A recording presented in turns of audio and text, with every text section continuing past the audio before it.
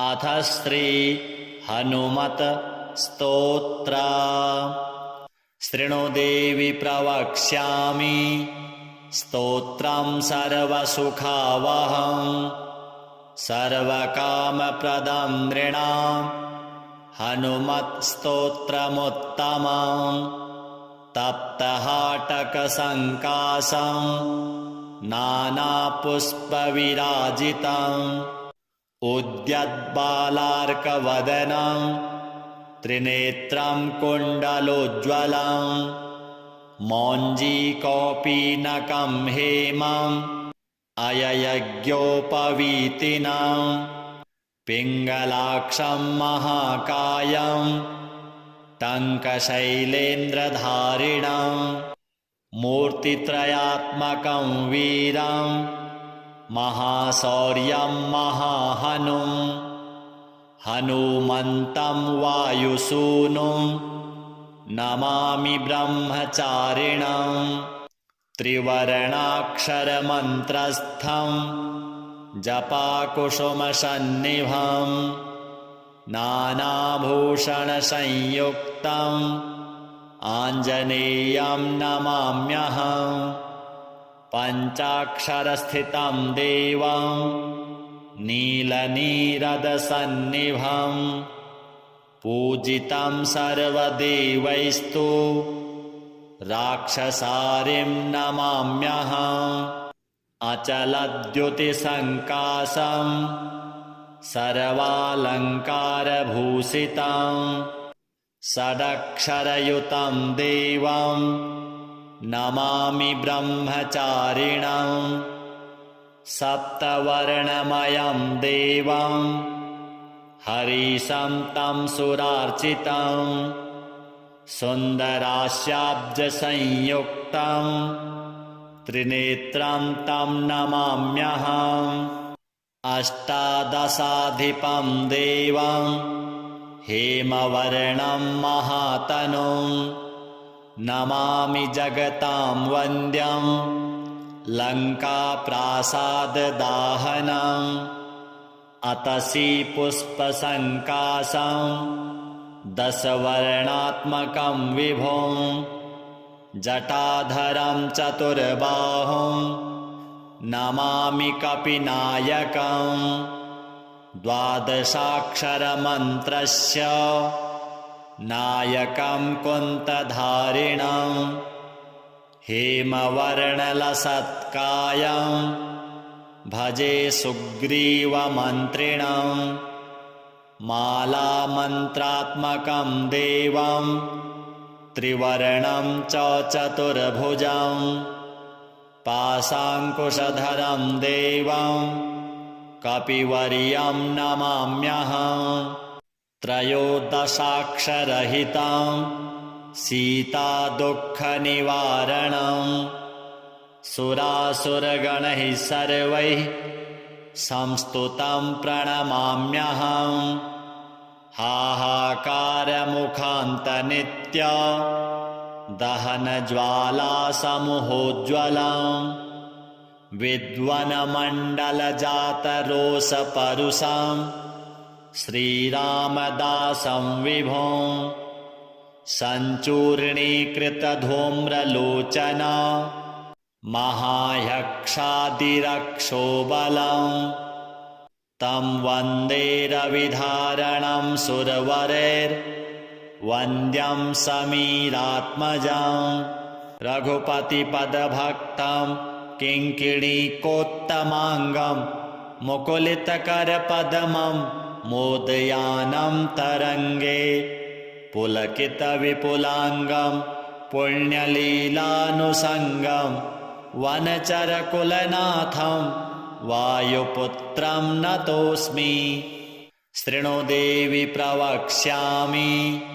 स्तोत्रं सर्वसुखावहं सर्वकामप्रदं नृणां हनुमत्स्तोत्रमुत्तमं तप्तहाटकसङ्कासं नानापुष्पविराजितम्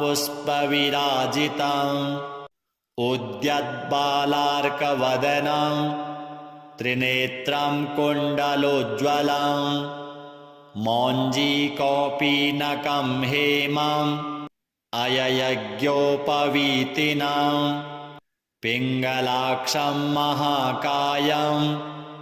टङ्कशैलेन्द्रधारिणं मूर्तित्रयात्मकं वीरं महाशौर्यं महाहनुं हनुमन्तं वायुसूनुं नमामि ब्रह्मचारिणं त्रिवर्णाक्षरमन्त्रस्थं जपाकुसुमसन्निभं नानाभूषणसंयुक्तम् आञ्जनेयं नमाम्यहं पञ्चाक्षरस्थितं देवं नीलनीरदसन्निभं पूजितं सर्वदेवैस्तु राक्षसारिं नमाम्यहम् अचलद्युतिसङ्काशं सर्वालङ्कारभूषितं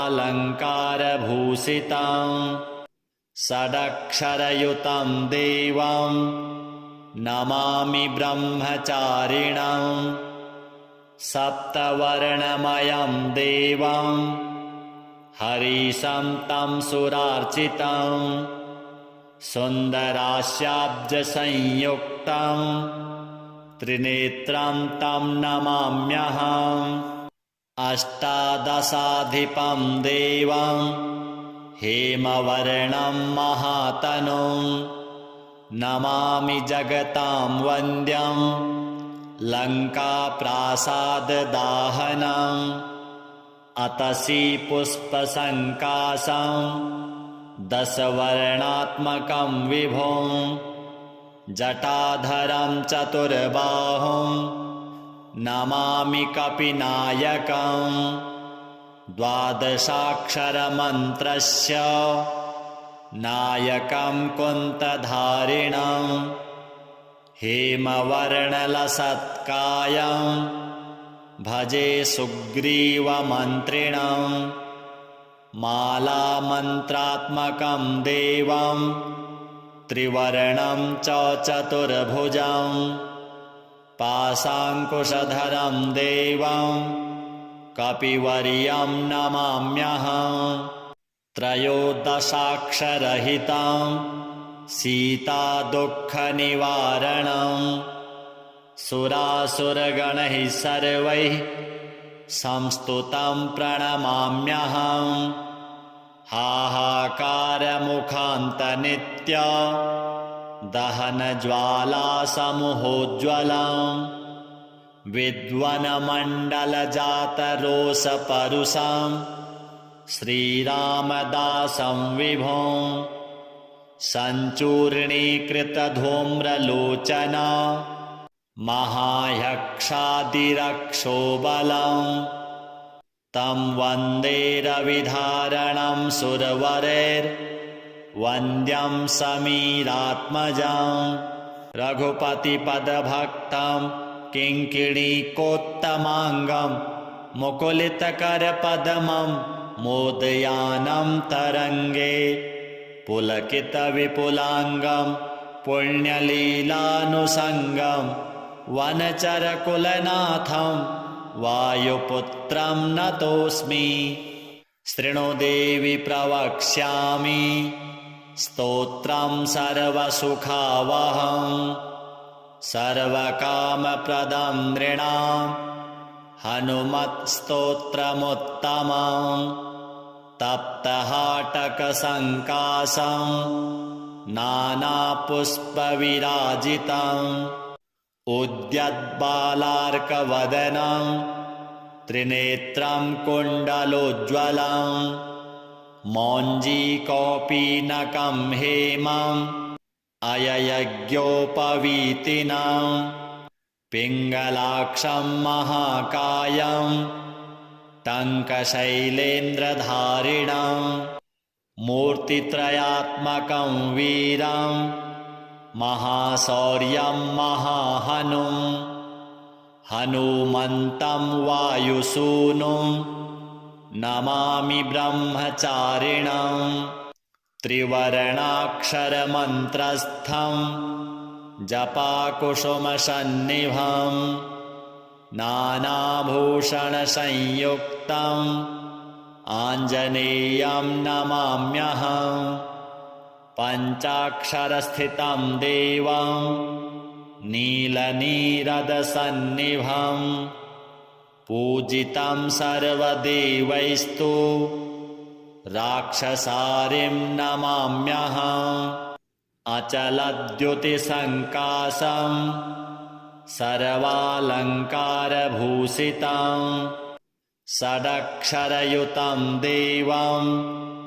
नमामि ब्रह्मचारिणं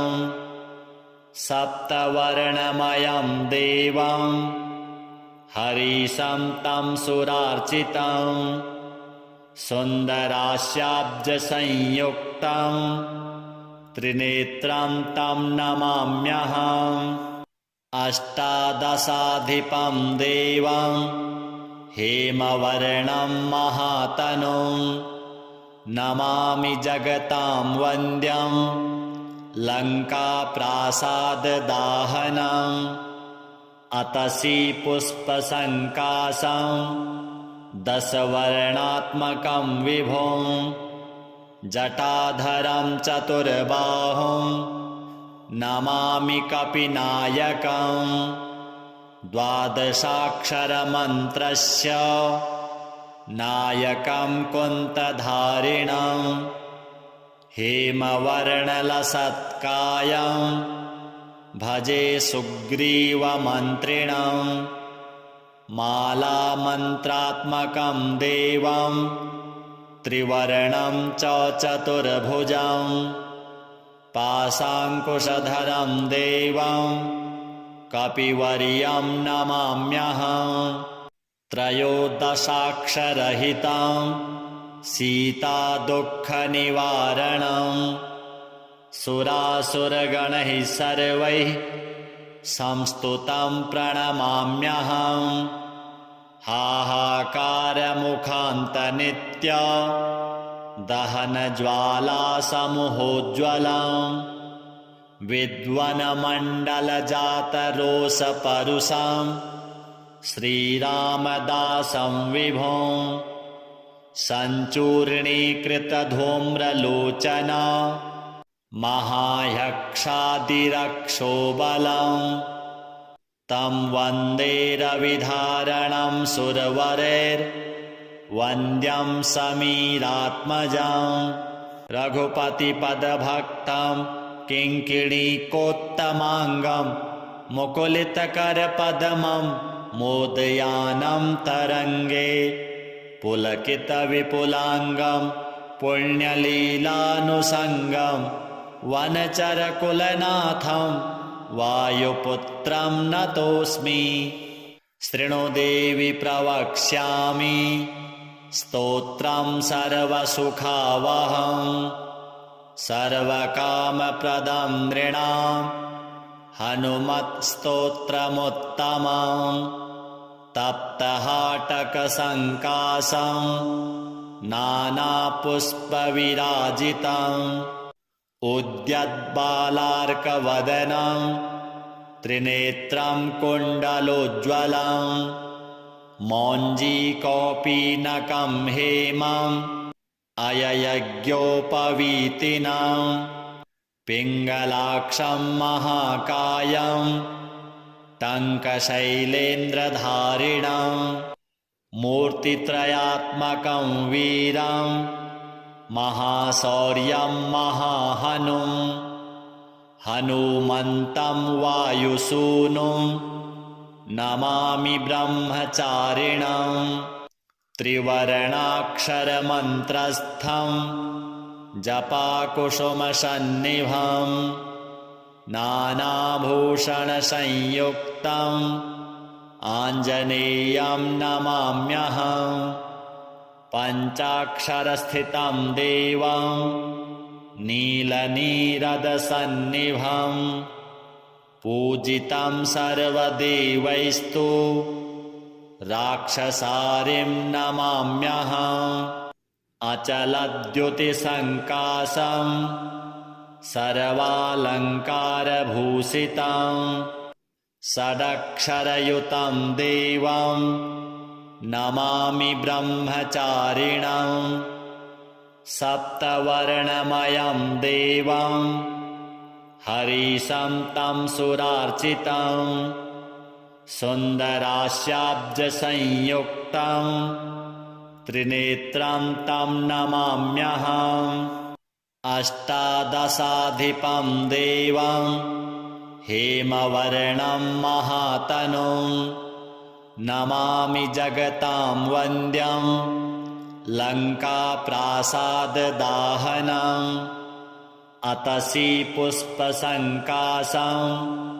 दशवर्णात्मकं विभुं जटाधरं चतुर्बाहुं नमामि कपिनायकं द्वादशाक्षरमन्त्रस्य नायकं कुन्तधारिणं हेमवर्णलसत्कायं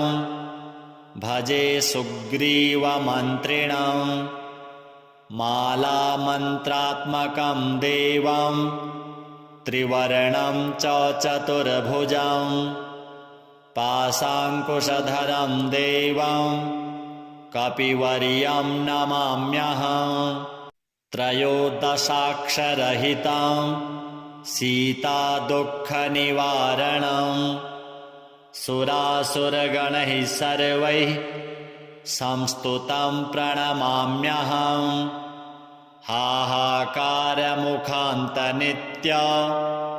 दहनज्वालासमुहोज्ज्वलं विद्वनमण्डलजातरोषपरुषं श्रीरामदासं विभुं सञ्चूर्णीकृतधूम्रलोचना महायक्षादिरक्षोबलं तं वन्दे रविधारणं सुरवरैर्वन्द्यं समीरात्मजं रघुपतिपदभक्तं किङ्किणीकोत्तमाङ्गं मुकुलितकरपद्मं मोदयानं तरङ्गे पुलकितविपुलाङ्गं पुण्यलीलानुषङ्गं वनचरकुलनाथं वायुपुत्रं नतोऽस्मि शृणु देवि प्रवक्ष्यामि स्तोत्रं सर्वसुखावहं सर्वकामप्रदं नृणां हनुमत्स्तोत्रमुत्तमं तप्तहाटकसङ्काशं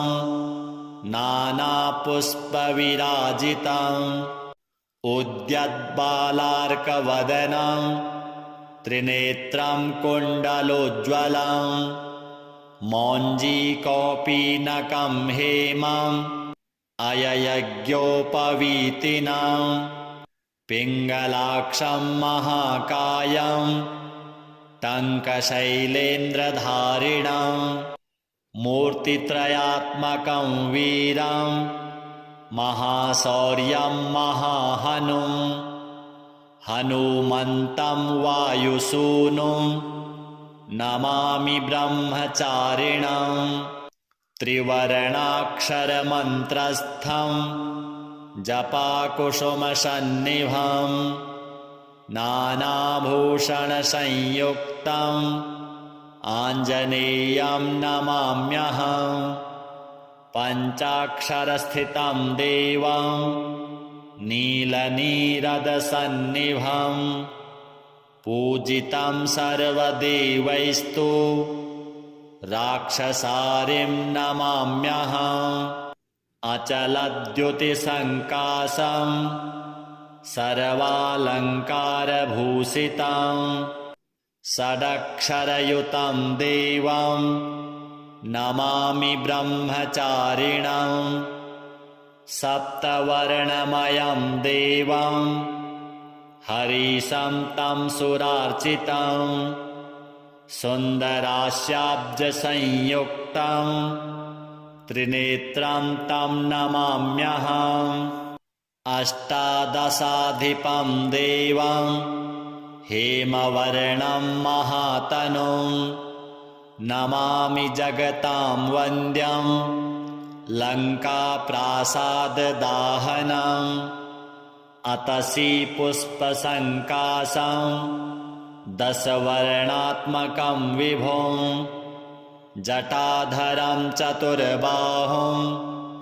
नमामि कपिनायकं द्वादशाक्षरमन्त्रस्य नायकं कुन्तधारिणं हेमवर्णलसत्कायं भजे सुग्रीवमन्त्रिणं मालामन्त्रात्मकं देवं त्रिवर्णं च चतुर्भुजं पाशाङ्कुशधरं देवं कपिवर्यं नमाम्यहं त्रयोदशाक्षरहितं सीतादुःखनिवारणं सुरासुरगणैः सर्वैः संस्तुतं प्रणमाम्यहं हाहाकारमुखान्तनित्य दहनज्वालासमुहोज्ज्वलं विद्वनमण्डलजातरोषपरुषं श्रीरामदासं विभुं सञ्चूर्णीकृतधूम्रलोचना महायक्षादिरक्षोबलं तं वन्दे रविधारणं सुरवरैर्वन्द्यं समीरात्मजं रघुपतिपदभक्तं किङ्किणीकोत्तमाङ्गं मुकुलितकरपद्मं मोदयानं तरङ्गे पुलकितविपुलाङ्गं पुण्यलीलानुषङ्गं वनचरकुलनाथं वायुपुत्रं नतोऽस्मि शृणु देवि प्रवक्ष्यामि स्तोत्रं सर्वसुखावहं सर्वकामप्रदं नृणां हनुमत्स्तोत्रमुत्तमं तप्तहाटकसङ्कासं नानापुष्पविराजितम् उद्यद्बालार्कवदनं त्रिनेत्रं कुण्डलोज्ज्वलं मौञ्जीकौपीनकं हेमम् अययज्ञोपवीतिनं पिङ्गलाक्षं महाकायं टङ्कशैलेन्द्रधारिणं मूर्तित्रयात्मकं वीरं महाशौर्यं महाहनुं हनुमन्तं वायुसूनुं नमामि ब्रह्मचारिणं त्रिवर्णाक्षरमन्त्रस्थं जपाकुसुमसन्निभं नानाभूषणसंयुक्तम् आञ्जनेयं नमाम्यहं पञ्चाक्षरस्थितं देवं नीलनीरदसन्निभं पूजितं सर्वदेवैस्तु राक्षसारिं नमाम्यहम् अचलद्युतिसङ्कासं सर्वालङ्कारभूषितं षडक्षरयुतं देवं नमामि ब्रह्मचारिणं सप्तवर्णमयं देवं हरीशं तं सुरार्चितं सुन्दरास्याब्जसंयुक्तं त्रिनेत्रं तं नमाम्यहम् अष्टादशाधिपं देवं हेमवर्णं महातनुं नमामि जगतां वन्द्यं लङ्काप्रासाददाहनम् अतसी पुष्पसङ्कासं दशवर्णात्मकं विभुं जटाधरं चतुर्बाहुं नमामि कपिनायकं द्वादशाक्षरमन्त्रस्य नायकं कुन्तधारिणं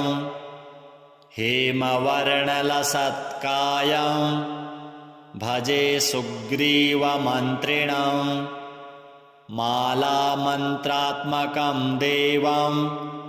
त्रिवर्णं च चतुर्भुजं पाशाङ्कुशधरं देवं कपिवर्यं नमाम्यहम् त्रयोदशाक्षरहितं सीतादुःखनिवारणं सुरासुरगणैः सर्वैः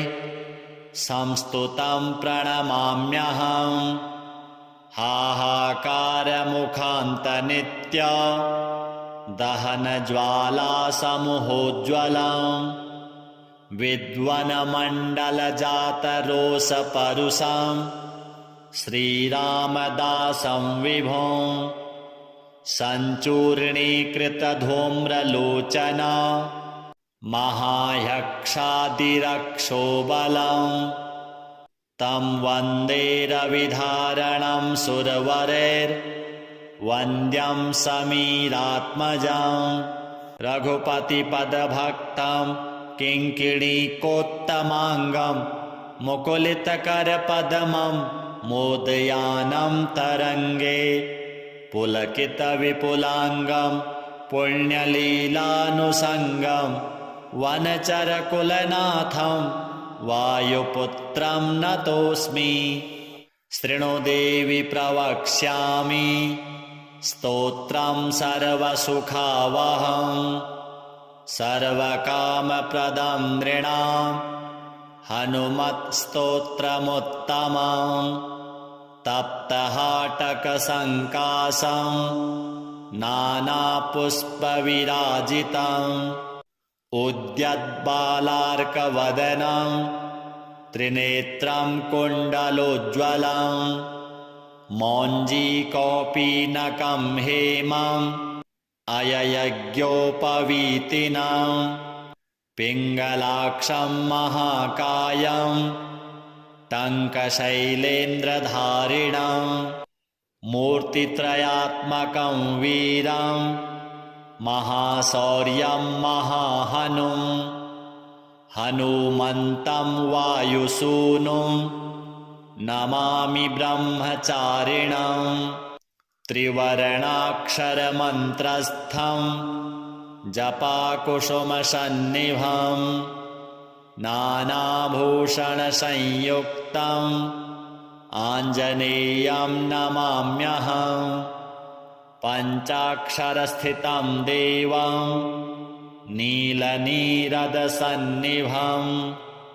पूजितं सर्वदेवैस्तु राक्षसारिं नमाम्यहम् अचलद्युतिसङ्काशं सर्वालङ्कारभूषितं षडक्षरयुतं देवं नमामि ब्रह्मचारिणं सप्तवर्णमयं देवं हरीशं तं सुरार्चितं सुन्दरास्याब्जसंयुक्तं त्रिनेत्रं तं नमाम्यहम् अष्टादशाधिपं देवं हेमवर्णं महातनुं नमामि जगतां वन्द्यं लङ्काप्रासाददाहनम् अतसी पुष्पसङ्काशं दशवर्णात्मकं विभुं जटाधरं चतुर्बाहुं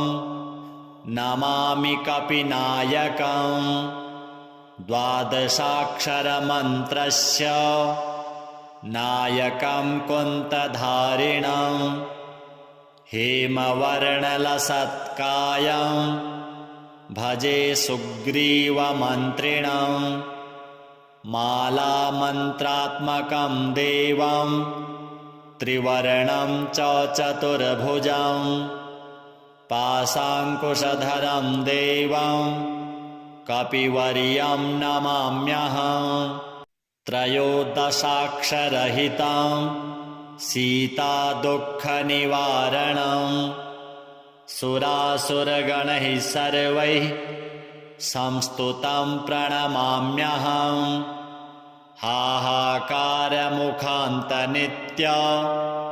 दहनज्वालासमुहोज्ज्वलं विद्वनमण्डलजातरोषपरुषं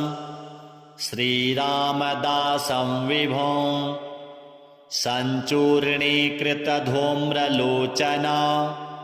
महायक्षादिरक्षोबलं तं वन्दे रविधारणं सुरवरेर्वन्द्यं समीरात्मजं रघुपतिपदभक्तं किङ्किणीकोत्तमाङ्गं मुकुलितकरपद्मं मोदयानं तरङ्गे पुलकितविपुलाङ्गं पुण्यलीलानुसङ्गं वनचरकुलनाथं वायुपुत्रं नतोऽस्मि। शृणु देवि प्रवक्ष्यामि स्तोत्रं सर्वसुखावहं सर्वकामप्रदं नृणां हनुमत्स्तोत्रमुत्तमं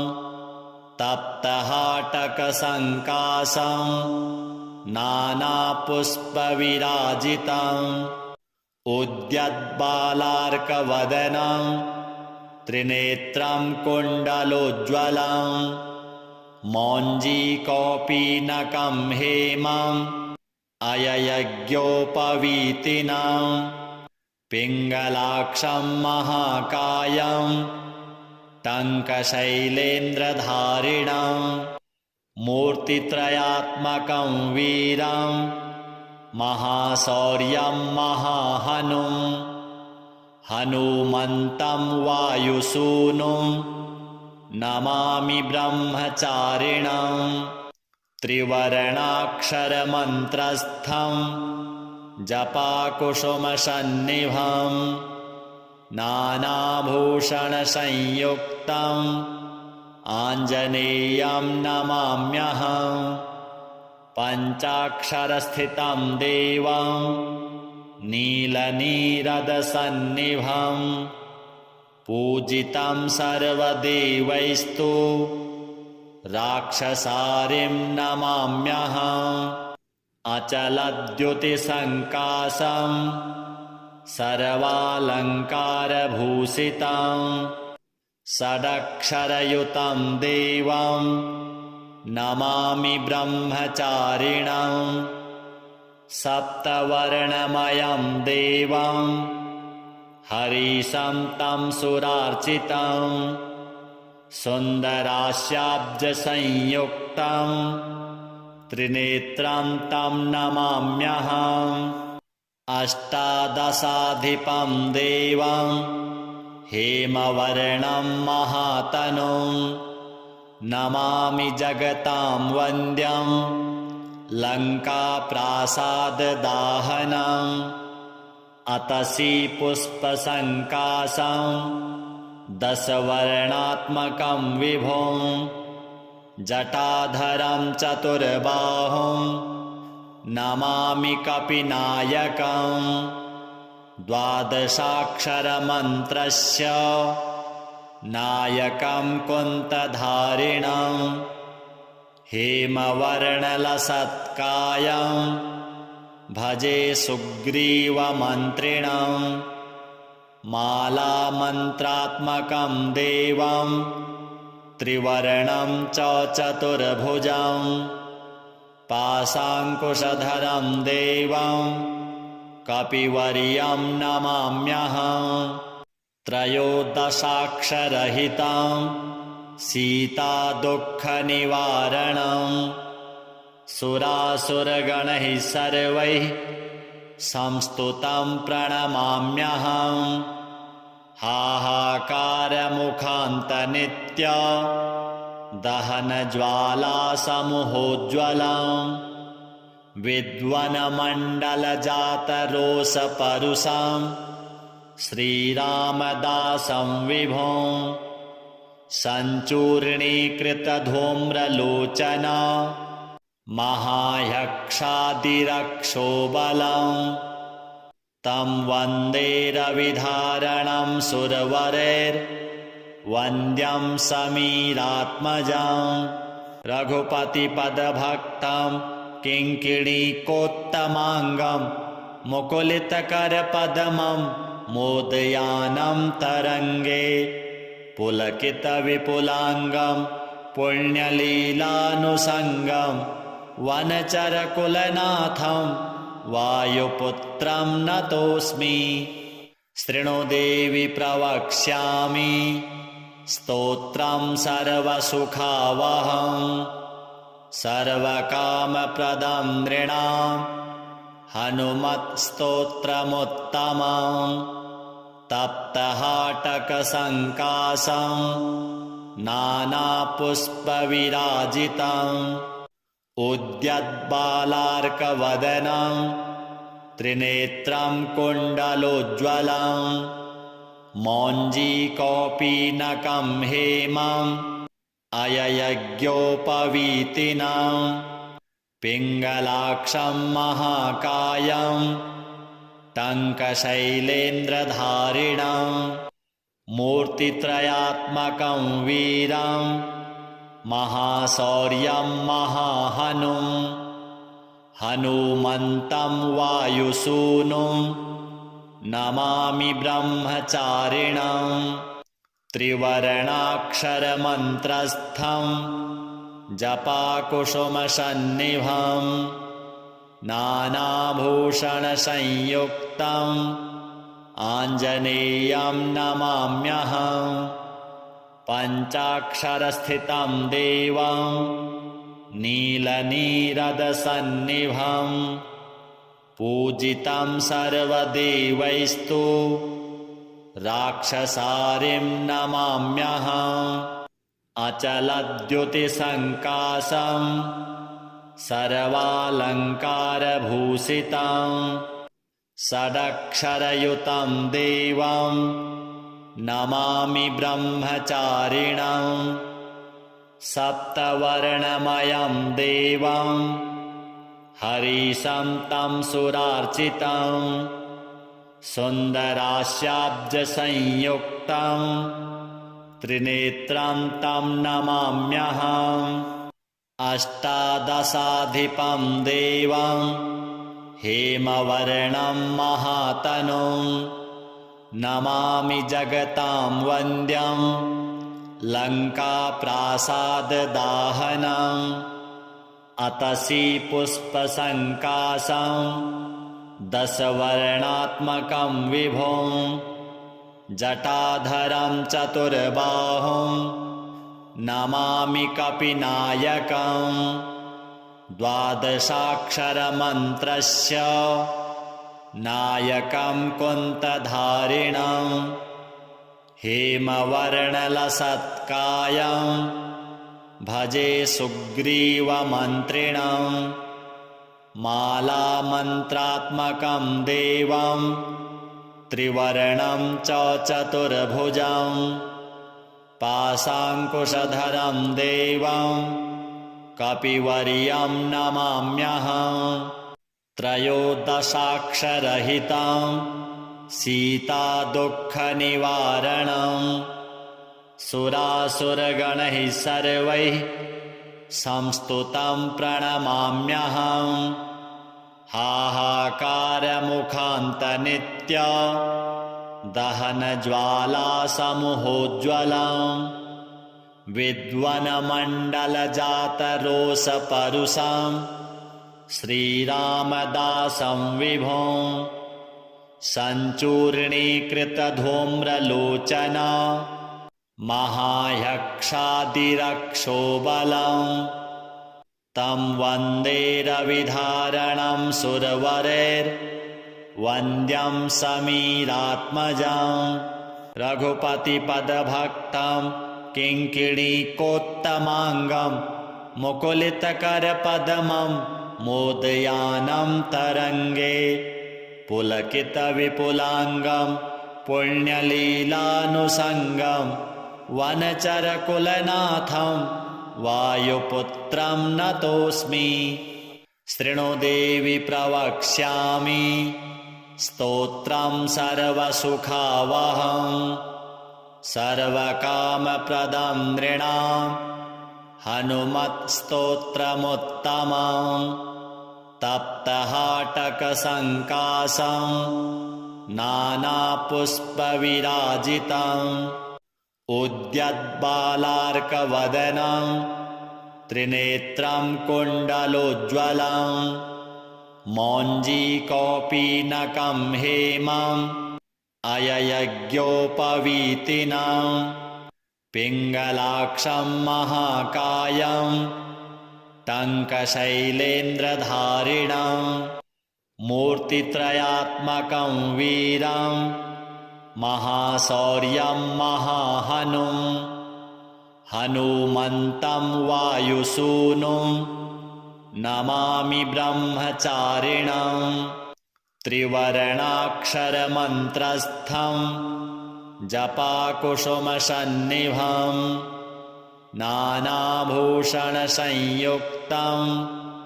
आञ्जनेयं नमाम्यहं पञ्चाक्षरस्थितं देवं नीलनीरदसन्निभं पूजितं सर्वदेवैस्तु राक्षसारिं नमाम्यहम् अचलद्युतिसङ्कासं सर्वालङ्कारभूषितं षडक्षरयुतं देवं नमामि ब्रह्मचारिणं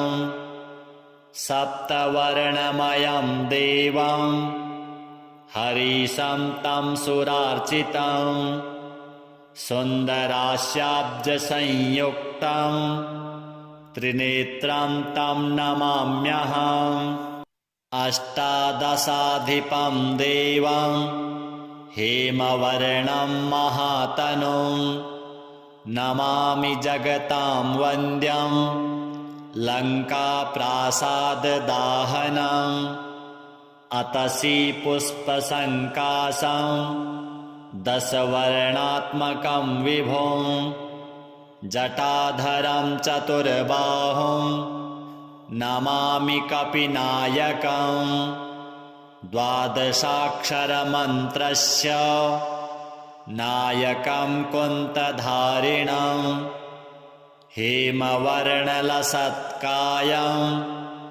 भजे सुग्रीवमन्त्रिणं मालामन्त्रात्मकं देवं त्रिवर्णं च चतुर्भुजं पाशाङ्कुशधरं देवं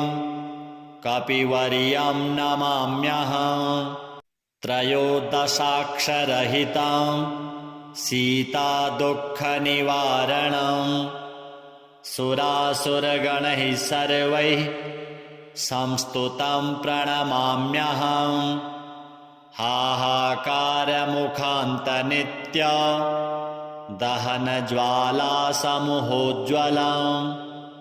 विद्वनमण्डलजातरोषपरुषं श्रीरामदासं विभुं सञ्चूर्णीकृतधूम्रलोचना महायक्षादिरक्षोबलं तं वन्दे रविधारणं सुरवरैर्वन्द्यं समीरात्मजं रघुपतिपदभक्तं किङ्किणीकोत्तमाङ्गं मुकुलितकरपद्मं मोदयानं तरङ्गे पुलकितविपुलाङ्गं पुण्यलीलानुषङ्गं वनचरकुलनाथं वायुपुत्रं नतोऽस्मि शृणुदेवि प्रवक्ष्यामि स्तोत्रं सर्वसुखावहं सर्वकामप्रदं नृणां हनुमत्स्तोत्रमुत्तमं तप्तहाटकसङ्कासं नानापुष्पविराजितम् उद्यद्बालार्कवदनं त्रिनेत्रं कुण्डलोज्ज्वलं मौञ्जीकौपीनकं हेमम् अययज्ञोपवीतिनं पिङ्गलाक्षं महाकायं टङ्कशैलेन्द्रधारिणं मूर्तित्रयात्मकं वीरं महाशौर्यं महाहनुं हनुमन्तं वायुसूनुं नमामि ब्रह्मचारिणं त्रिवर्णाक्षरमन्त्रस्थं जपाकुसुमसन्निभं नानाभूषणसंयुक्तम् आञ्जनेयं नमाम्यहं पञ्चाक्षरस्थितं देवं नीलनीरदसन्निभं